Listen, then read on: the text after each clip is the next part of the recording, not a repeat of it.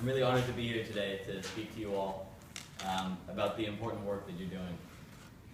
By saying I'm really honored to be here today, I don't mean it just like, I don't mean it that I don't want to be somewhere else, or that I'm just happy I'm not at school, or I'd rather be at a dentist appointment. Who would rather be at a dentist appointment? It's the fact that I am physically here, because I almost wasn't here or anywhere else. Because I was diagnosed with a highly aggressive bone cancer when I was 10 years old. I had a massive tumor the size of a melon that took my whole right hip and kind of went about halfway down into my leg, as you can kind of tell from the big sheet. I don't know how many of you can see it. Up until that point, I grew up being a pretty normal kid, doing all those kid-like things.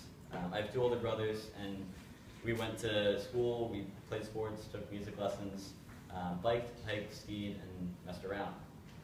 Things were great until the summer between 4th and 5th grade, when my hip started to hurt. And diagnosis was delayed for a few months, but once I was officially diagnosed, things moved pretty quickly. So here I was, 10 years old, and a pain in the hip landed me in the hospital with a cancer diagnosis. I was shocked that I had cancer, and even more shocked that there was a cancer floor at the Children's Hospital, and that it was full and overflowing with children. The promises of great things in 5th grade faded into inconsequential mist as I braced myself to fight for my life. I took it one day at a time, one milestone at a time, and kept moving forward through the good, the bad, and especially the boredom. If anyone's spent a lot of time with doctors or hospitals, you know exactly why we're called patients. Unfortunately, the iPad hadn't been invented yet by the time I was diagnosed, so I had to rely on streaming Hulu on my laptop during the 4-hour clinic visits. Some days I was in nuclear medicine, which is like MRIs and stuff like that, for most of the day, and the walls there are lead lines, so I couldn't get a Wi-Fi signal, so I kind of just have to sit there and twirl my thumbs. Thankfully, the MRI machines had movies. Anyway, they take blood samples constantly while you're on chemo. Usually it's around 2 or 3 times a week, sometimes daily. A few days after my first round of chemo, I was told I needed a blood transfusion. That kind of surprised me. I thought you only needed blood when you had some sort of accident, like you were in a car accident or a really intense surgery. And I'd had a surgery earlier that week, but it was kind of a minor thing, a biopsy to take a look at my tumor. I hadn't really lost any blood. So I was kind of curious as to why I needed more. The nurse explained to me that I needed blood because my hemoglobin was too low. Aha! Of course. How could I not know that? When I was diagnosed a few days before, my doctors had told me that I'd be starting chemotherapy and that the chemo isn't as targeted as they'd like. It doesn't just kill the cancer cells, it kills all fast-growing cells in your body. And they gave examples of those fast-growing cells, like your hair, your fingernails, your mouth cells, things like that. But also in there is red blood cells. They also told me that the growth of my bones would be stunted, which is why I'm 5'7" and my brothers are 6'3". So it also kills red blood cells, as I said. And blood cells are produced in your bone marrow, as anyone who's taken bio will probably know. And they replicate pretty quickly. For instance, there are about 2.4 million new red blood cells created every second in your body. I'd say that's pretty fast. However, there are a few different types of blood cells, and every one of them is produced at different rates. White blood cells alone are comprised of several different types of cells. And most blood cells only live for a few hours, but if you pump poison, chemo, into a body, the new cells can't replicate as quickly or as effectively.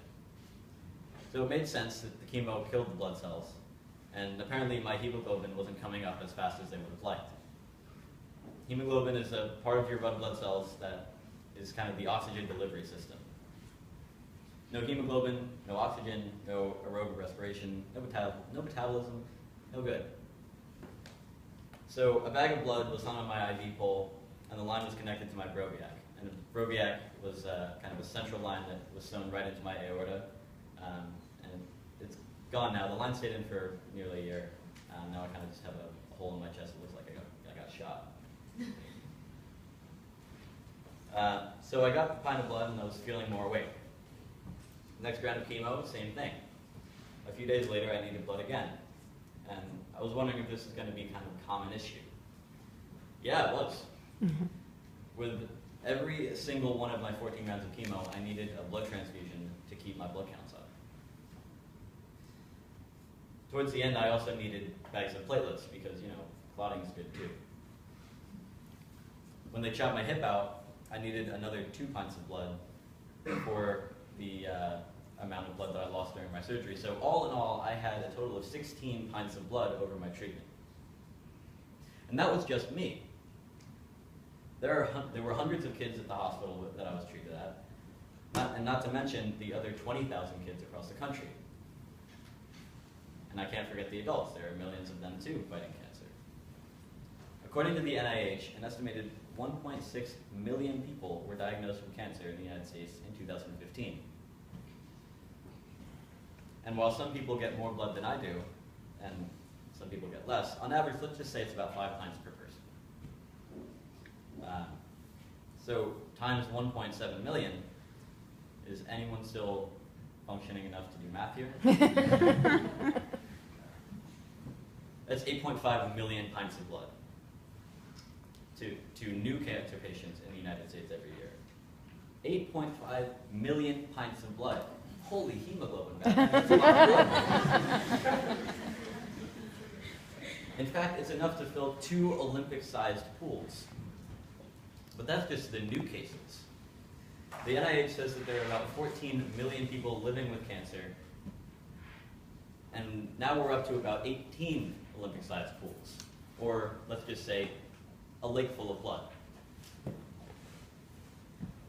So when I was little, we gave blood in kids. Well, I didn't because I was little, but my family gave blood because I thought it was because it was for people who were in car accidents or accidentally cut off their hand with some machinery at work or something like that. But 70 million pints of blood are needed every year just for the people fighting cancer.